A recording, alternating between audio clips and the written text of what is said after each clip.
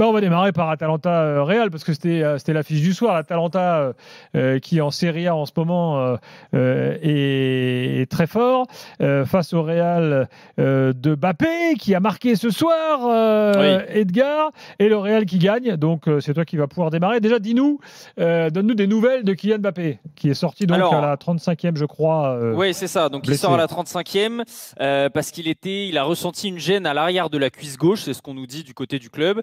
On n'en sait pas beaucoup plus pour l'instant. Il y aura des tests qui vont être effectués à Valdebebas demain quand il rentre. Il sera rentré à Madrid évidemment ce soir.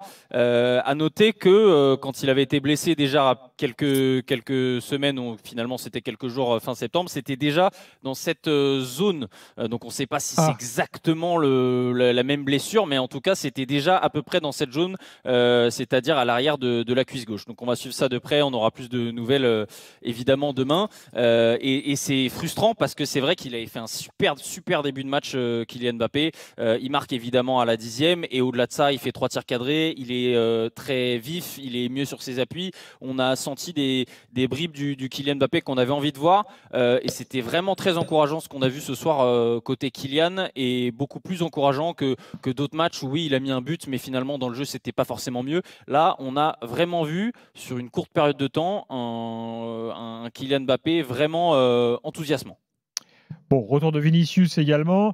Franchement, c'est une victoire sans doute qui comptera pour le Real, hein, parce que gagner à Bergame avec ce Ouais. scénario-là, bon, C'est ça. On a retrouvé un petit peu le Real qui finalement arrive toujours à l'emporter, même quand ils sont dans des situations compliquées en Ligue des Champions. On a vu pendant 10 minutes en deuxième période, quand ils mettent ces deux buts quasiment coup pour coup, Vinicius et Bellingham, 56e, 59e, le Real très puissant en Ligue des Champions, pareil, qui arrive à prendre le dessus dans ce genre de match, avec un Vinicius qui est pourtant, franchement, il joue sur une jambe, il est à 50% ce soir, et il arrive quand même à marquer.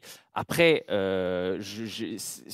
pour analyser ce match, il faut quand même retenir que l'Atalanta peut égaliser, doit quasiment égaliser à la Égalisé dernière à la fin minute. avec Et l'énorme ça, occasion de Retegui. voilà. Et on n'en fait plus la même analyse si le Real mène 3-1 et qu'ils se prennent 3 buts, qu'ils se prennent 2 buts et que finalement ils n'arrivent pas à maîtriser ce match. Maintenant, oui, ça va leur faire énormément de bien, notamment au classement, parce qu'ils étaient 24e avant ce ouais. match-là. Et là, ils remontent considérablement au classement, 18e.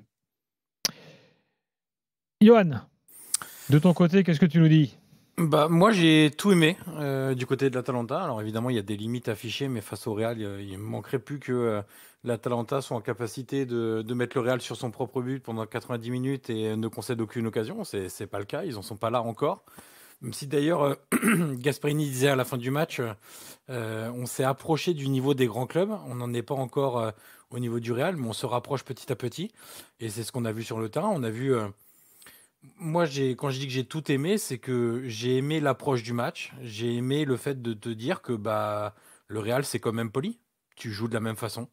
Alors évidemment que les joueurs sont Hmm. bien supérieurs en face. Mais toi, ton ADN, c'est ça. Et tu ne bouges pas d'un iota, même quand tu joues contre le Real. Alors certains diront, ouais, ben, faudrait peut-être s'adapter parce que quand tu laisses des boulevards derrière avec ton individuel par C'est la zone, question que j'allais te poser. mais moi, j'y crois pas une seconde parce que tout ce que tu as fait jusqu'à maintenant, tu l'as fait comme ça. Pourquoi tu changerais pour un match? Et finalement, on n'aurait pas du tout cette lecture-là si Retegui, à 2 mètres du but vide, avait mis le plat du pied sous la barre et pas au-dessus de la barre. Donc, Exactement. moi, j'ai vraiment aimé cet état d'esprit-là, cet ADN qu'on retrouve à chaque match, en championnat comme en Ligue des Champions. J'ai aimé aussi, évidemment, les prestations de certains joueurs individuellement. Je pense à Lookman qui a mis la misère à Vasquez au point où Ancelotti a été obligé de changer ses milieux de terrain de côté. Lookman, c'est qui déjà Lookman? C'est celui qui cet été, quand on a parlé de lui, 95% des supporters du PSG disaient mais non, il est largement en dessous de Barcola. Ok, c'est bien lui, d'accord, ok. Pardon. Et donc, Ancelotti avait changé Brahim Diaz et Ceballos de côté. D'ailleurs, j'ai bien aimé le match de Ceballos, pour le coup, côté Ouais, Real. Au-delà même, bah, évidemment, hein, c'est très de propre. Bellingham qui est énorme, de Vinicius qui met un joli but. Mais, mais oui, Lookman a été très bon. Ederson au milieu de terrain, il a encore pris 5 à 10 millions d'euros ce soir. Il fait un match monstrueux dans l'intensité physique, dans la capacité de récupération, de se projeter avec ballon, techniquement dans les petits espaces, il est fort. Il n'y a pas de problème. Donc, voilà, il y a des joueurs qui sont au niveau aujourd'hui de ce type de match-là. L'Atalanta, c'est ça aussi. C'est que avant, c'était un exploit collectif. incroyable de mettre un but contre le Real. Aujourd'hui, c'est normal et Gasperini te dit à la fin du match, bah, on est même un peu déçu. C'est ça aujourd'hui la réalité. Il y a plein de petits symboles dans ce match-là. Il y a ça de Gasperini qui te dit qu'il est déçu parce qu'il n'a pas réussi à gagner contre le Real. On n'aurait jamais pensé ça il y a même 3 ou 4 ans. Il y a aussi Ancelotti qui te dit qu'il a préparé le match de façon très précise face à l'Atalanta parce qu'il ne peut pas se permettre de jouer pareil que les autres équipes. Donc c'est dire la considération qu'ont les adversaires de l'Atalanta pour... et puis quand on parle d'Ancelotti, déjà l'entraîneur et puis entraîneur du Real Madrid. Donc ça montre aussi ce que tu es en train de devenir, ce que tu as fait, ton travail, ton chemin parcouru. Donc tout est... J'ai même envie de dire que la défaite, elle est belle finalement parce que... Et d'ailleurs, c'est ce que pensaient les supporters au stade, hein.